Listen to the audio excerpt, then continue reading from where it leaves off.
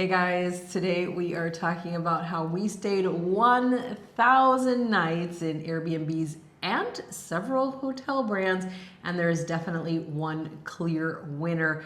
As you know, we have been living in hotels and Airbnbs full-time for about 8 years now as we've been traveling the world.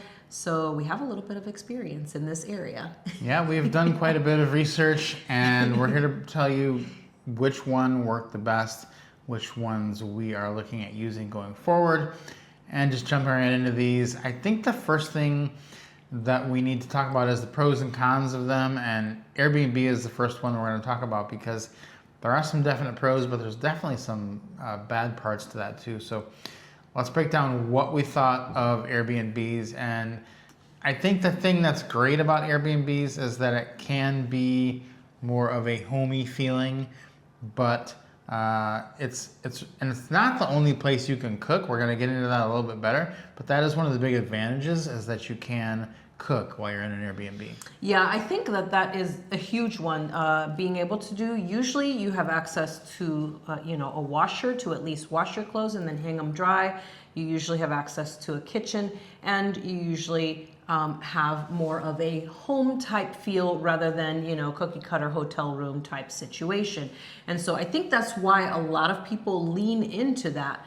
And, one of the big bonuses of it, you could stay in areas that you can't in other places because it's a home and not a hotel, because there are restrictions as to where hotels can be in some cities. So in some places you have the opportunity to stay in places because they have Airbnbs rather than hotels. I think also from a price standpoint, Airbnb on the surface can seem quite a bit cheaper, especially if you're booking by the month. You do get a discount if you put in more than 28 days normally. You'll get a monthly discount. And that can be great because hotels can get expensive unless you're doing hotels the proper way, which we're going to talk about, which is to be using points and things like that to get them at a lower rate and really buying into one hotel chain and using their loyalty program to get free nights. That can help. But if you're just booking things on the surface rate, like going through Expedia or Booking.com and booking hotels, you're going to save a ton of money by doing that on Airbnb instead, because it is cheaper per night. Yeah, it is a nice perk that you're able to get such a big discount on Airbnb. But talking about all those pluses, we have to talk about the minuses in staying in Airbnbs. Yeah, and there are quite a few minuses in staying with Airbnbs. We have found them to be not quite as reliable as a good source of place to stay. The consistency is hit or miss. We do find that it's just not as good of an experience overall when you're staying in an Airbnb. And staying in hotels is more luxurious, there's more amenities, and you are going to feel a little bit better doing that. Yeah, I think, you look at the pictures, and we even have a system that we use for booking Airbnbs because we do have to get them from time to time because of what I said earlier. Sometimes there will not be hotels in a certain area due to zoning restrictions and things like that. And sometimes, you have to be, we are very discerning when we're trying to book an Airbnb. We actually did a whole module about this in our Retirement Travel Jumpstart course, that we explain exactly how we go through and what we're looking for to help to get you a better outcome for Airbnb, because you do hear more often than not those Airbnb horror stories. Yeah, you do. You get people who just got the Airbnb wasn't correct. It was a terrible host. The place smelled like smoke. All kinds of problems you could have. Or they switched it at the last minute. They canceled their reservation on them at the last minute.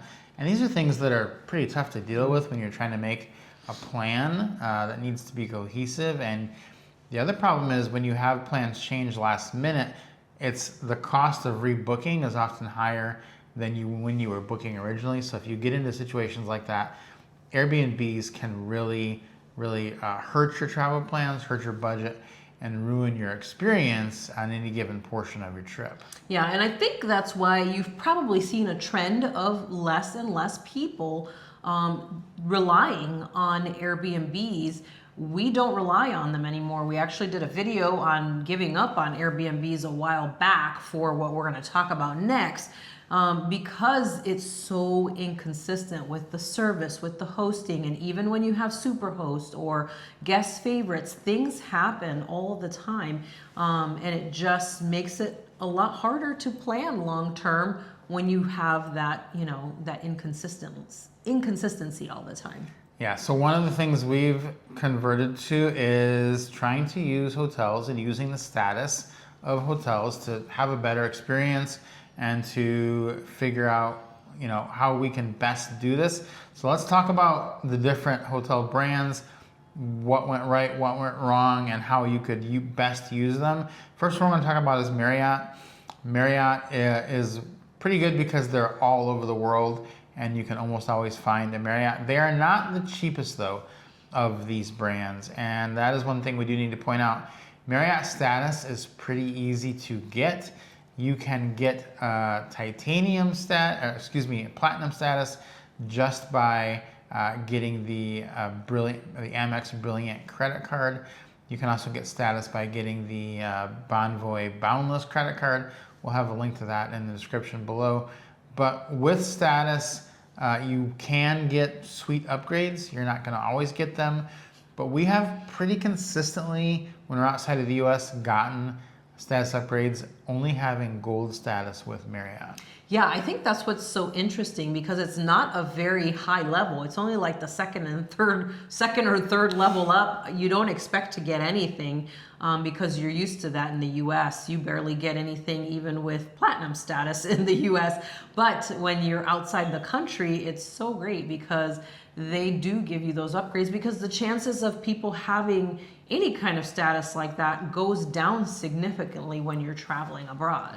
Now, I will say they do have suite upgrade certificates that you can earn, but there aren't very many and they're not really great to use. So I don't really consider that to be a huge benefit of Marriott, which means that Marriott does not rank very highly in this process for us, because we're looking for places where we can leverage our status to get upgraded to a suite very consistently, and Marriott does not do that very well for us. So moving on to the next one is going to be Hyatt. And Hyatt, the weakness of Hyatt is that they are not everywhere you will go. There are much less Hyatts in the world than Marriott's or IHG properties, but Hyatt probably almost hands down has the best loyalty program.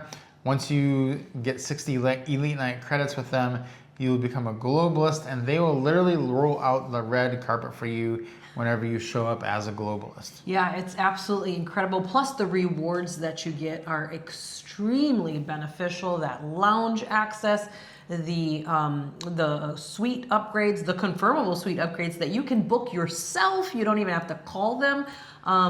There's just so much that comes with us, and not to mention how they'll, bring special gifts to your room and things like that. They really do have so much to offer. It's such a robust rewards program that it's really, I think, widely known as one of the best in the world. Yeah, and these rewards are things that stack, and you can just keep using them over and over and over.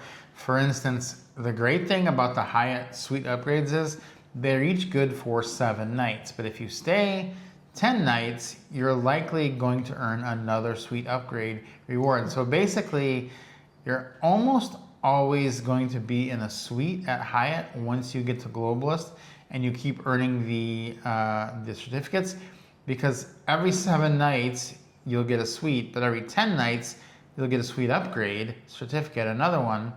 And on the nights where you're not using a suite upgrade certificate, if you have a Globalist, they're probably going to upgrade you anyway. So we're looking at basically almost a 90% occupancy in suite rate with Hyatt, which is phenomenal. Like I think already for the rest of the year, we have suites booked in pretty much everywhere we're going because they gave us so many suite upgrade certificates. And then the places where we didn't book, they're probably going to upgrade us anyway. So it's the one where you start to think, okay, this really rivals an Airbnb because I'm always in a suite. I do get the service, I get the free breakfast, I get the lounge access. I'm getting all these things, and it really is making a lot of sense. Yeah, and as we're talking about the lounge access, because we're going to talk about it with these next two as well, the lounge access, you think to yourself, oh, what's the big deal? You have like just a room you can go sit in. Well, that's not the case. They usually will offer you a breakfast of some sort, maybe a continental breakfast, maybe an extended breakfast, and oftentimes they'll also offer you breakfast in the hotel restaurant as well as an option. So you have that. But then on top of that, a lot of times they will also offer afternoon tea, and sometimes it is just that. It's tea or coffee or soft drinks and juice, and maybe some cookies and crackers and different things like that. But a lot of times you get offered what I would dub a lunch. Like, I would not eat, we usually wouldn't eat out after it. This is our lunch basically when we go to the afternoon tea, because they give you sandwiches and biscuits and all kinds of stuff, and it's absolutely incredible. And then on top of that, they have a cocktail hour in the evening with what they call hors d'oeuvres. And again, I do the air quotes because the hors d'oeuvres turn out to be basically dinner. So you're getting 3 meals in these lounges a lot of the time. Not every time, especially outside the US mostly, this is the case. You get basically 3 meals. So you have no business even buying food because they're providing it for you. So that's fantastic, because that takes away well, you don't have a kitchen. You do get great offerings as well in these hotels. Moving on to IHG, they have another strong offering like Hyatt. They are pretty much everywhere in the world. So they do have a pro over Hyatt, that there's way more IHGs out there. There's going to be one in almost every big city you go to anywhere in the world. They do, however, though, kind of hold back on the suite upgrades, because theirs are only good for 5 nights at a time each time you use one, and you're going to be basically limited to about 5 of these per year. So that's 25 nights in a suite. That's good, but it's not great like Hyatt, and they will upgrade you quite often. We do get upgraded at IHGs in suites, but if you're staying there for extended periods like 20, 24 days, we have noticed that then they tend to not upgrade you. So it's not as good, because you can't bake in like we're definitely guaranteed. And the suite upgrade certificates that you get, you can't use them when you book. You can only use them 14 days before you're actually going to arrive. So half the time you go to use your suite upgrade, the suites are all gone before you try to apply it. The difference in Hyatt is you can apply the suite upgrade certificate when you book, and it's good for 7 days instead of 5, and you get a ton of them. So right there, Hyatt still, I think, is ahead of IHG if you're doing this for a long-term stay possibility. But IHG is a very strong contender. We do like IHG quite a bit. They do have a ton of executive lounges that people can go to, and that makes it good as well. Yeah, absolutely. And I think the other thing too is that you get a discount if you have the IHG credit card. You can get 4 nights if you book 4 nights. You can get your free night, but you also, again, with the lounges here, you get your meals basically served again with these. So it is really nice. And like I said, IHG has probably some of our favorite lounges between IHG and Hyatt. Those have been some of our favorite lounges because they really do have a lot to offer. But yeah, we have found that the longer you stay, the harder it is to get a really nice upgrade. Like, you'll get an upgrade, but not a really nice one to like a suite, because oftentimes that's harder to do with what they have booked with other people as well, especially if you're staying for, like you said, that many nights. We're staying over 200 nights, almost I think 250 or 60 this year in hotels alone. Like you said, we've got a lot of suites already booked ahead of time, as opposed to having to wait for them to give you that upgrade. I guess that's kind of the hang up with that IHG one, is that you have to wait till at least 14 days before you arrive, and it's a lot harder because you're like, oh, nobody booked those rooms. Yeah. You're hoping to get that upgrade. The other thing with IHG is that you cannot book a suite just using points. Like, you can't say, oh, I'll pay an extra 5,000 points and get a suite. Now with Hyatt, you can. So even if you don't have the certificates, you can just use more points to get a suite if you really want one. With IHG, you are only booking the base room and hoping for an upgrade. And that really does knock it down, because there are places where we would really like to know that we're getting a suite. Moving on to Hilton. Hilton is not really even a contender. We'll talk about it just briefly, but there are so few good Hiltons around the world, and the point redemptions are so high that it's almost impossible to use them as your main go-to. Tons of people use them in the States. I get that. That's the most used one by people in the States, along with Marriott. But when you get overseas, they are not really a contender. And so I would just say we're crossing them off as definitely being the best one. They just don't have the amount of hotels or the quality of hotels to do this long-term in their loyalty program. So wrapping that all up, bringing it to one winner. The winner is clearly Hyatt. Hyatt, if we could only do one chain, it would be Hyatt. In fact, out of our nights this year, we're looking to stay around 150 nights at Hyatt, which is gonna max out their loyalty program and earn us basically every reward that they give.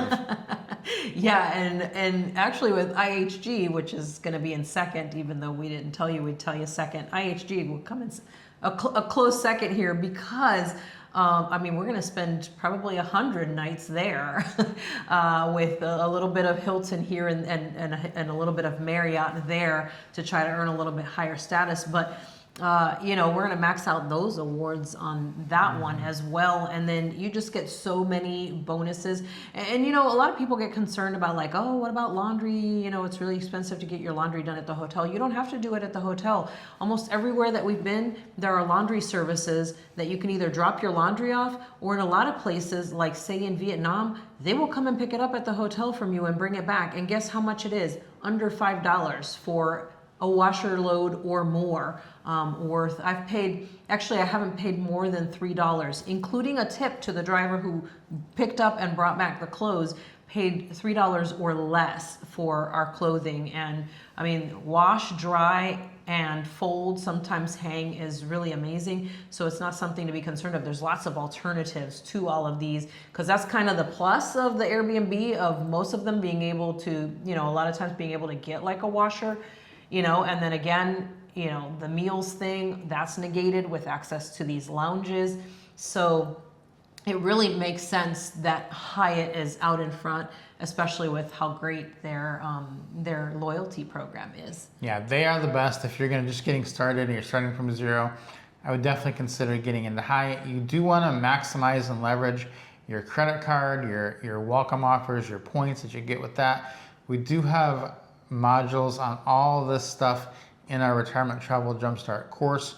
Link to that is available in the description. That also comes with a community of people who are always asking questions, giving reviews, helping people decide where they should go and what they should do. So like-minded people already out there doing what you're doing, you're gonna meet. And then it does come also with meetups with us and other people that we're doing. We've got several trips the rest of this year, and I think we've got 4 trips already planned for next year. So if you're in that course and community, you would be welcome to come on those trips with us. So guys, Hyatt is the winner. We're gonna try to max out our Hyatt this year. That's the one you should be doing if you are just starting from scratch. And we think you will be really excited about all the benefits and the services that they do give you. Yeah, so not only have we stayed 1,000 nights and tried all of these out for you, we still have another 200 plus coming up as well. Guys, let us know down in the comments what you think about these. Which one do you think would be the standout if you've tried them all as well? Consider subscribing to the channel if you enjoyed the video. Give us a like, and we'll see you guys next time.